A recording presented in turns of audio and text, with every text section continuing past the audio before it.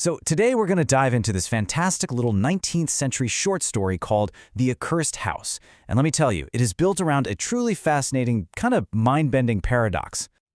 Yeah, just let that sink in for a minute.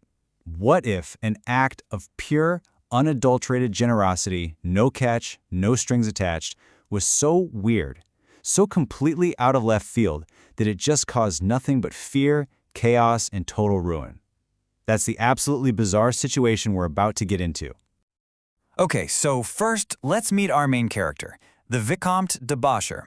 The story paints him as this really amiable, charming young guy, just living a perfectly comfortable life.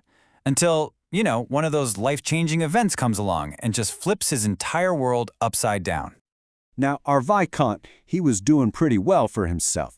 He was pulling in about 30,000 livres a year, a respectable amount of money that let him live a nice, peaceful life.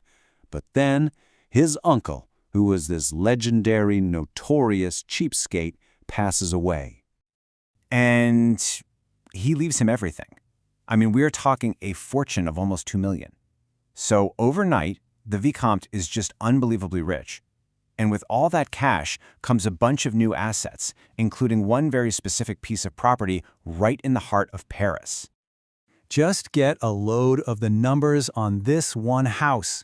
It's bringing in 82,000 francs a year. That's nearly 3 times his entire old salary, just from this one building. And when the Vicomte sees this, his first thought isn't, wow, I'm rich. Nope. It's about the people paying all that money. His conscience just kicks in immediately. He looks at these numbers and thinks, this is just wrong. This is basically stealing. And so he decides, right then and there, to do something completely unheard of. He's going to be a good landlord. He thinks, my tenants are going to love me for this. And folks, this is where our story really gets going. So the Vicomte, he doesn't mess around. He calls for his concierge, a fellow named Bernard, to give him a simple, direct order. But this order is so strange, so completely against everything Bernard knows about the world, that it pretty much short-circuits his brain. And right here, you see the whole problem in a nutshell.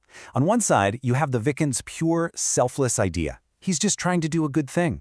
But on the other side, you've got Bernard, who can only see this through the lens of, reality. And his only conclusion is that his new boss has gone dangerously insane.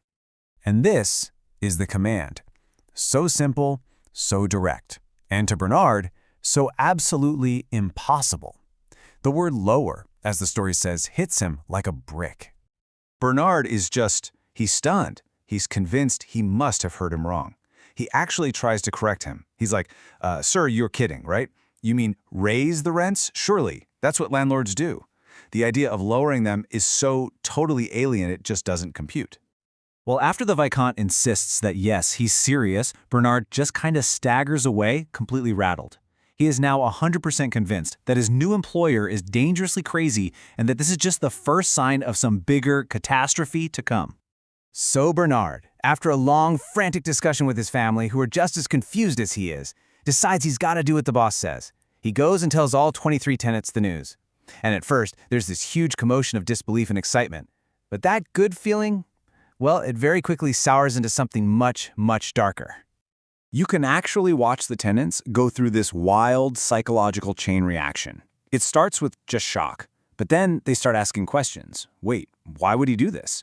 And that questioning turns into suspicion, which then explodes into full-blown paranoia as they start cooking up these crazy conspiracy theories, until finally, they are all just gripped by pure terror. And what we're seeing here is a textbook case of herd mentality. Right? They can't find a logical reason for this good news, so they all start looking at each other for answers. And all that shared anxiety just feeds on itself, spiraling faster and faster into a collective panic. And the theories they come up with are, they are something else. They decide the Vicomte must be a criminal trying to pay for some terrible sin, or the house is literally about to fall down, or there are spies in the building, or, and this one is my personal favorite, the ghost of the greedy old uncle is haunting the cellar, holding a rent receipt. And this phrase becomes the new anthem for the entire building. From the richest guy on the first floor to the poorest artist in the attic, every single person is united in one terrifying belief.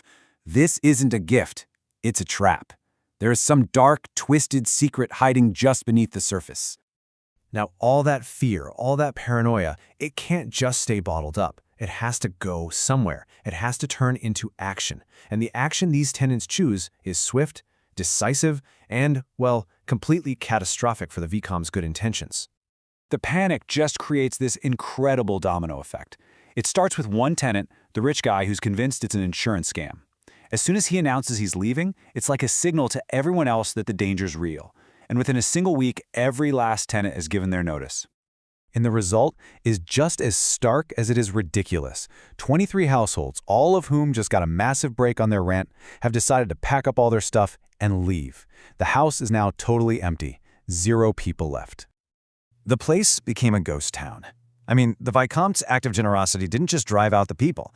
It created a space so devoid of life that even the rats couldn't find a reason to stick around. Now that is a powerful image of complete and total failure. But the story doesn't stop there. Oh no, the fallout from this failed good deed keeps spreading, cementing the building's new, dark reputation for years and years to come. So let's just recap the total disaster here. The house itself, permanently abandoned. It gets a new nickname, the Accursed House. Poor Bernard, the concierge, is so haunted by nightmares about the place that he finally just runs away. And get this, the house's reputation becomes so toxic that it actually drags down the property values of the buildings next to it. In this final line, it's just the perfect, darkly funny summary of the whole mess. The world in this story is so used to greed and self-interest that an act of pure kindness isn't just suspicious, it's literally unthinkable. And really, that's what this story leaves us with. It's a 19th century tale, but it forces us to ask a very modern question. When we come across something that seems too good to be true, why is our first instinct so often to be suspicious instead of just grateful? It's definitely something to chew on.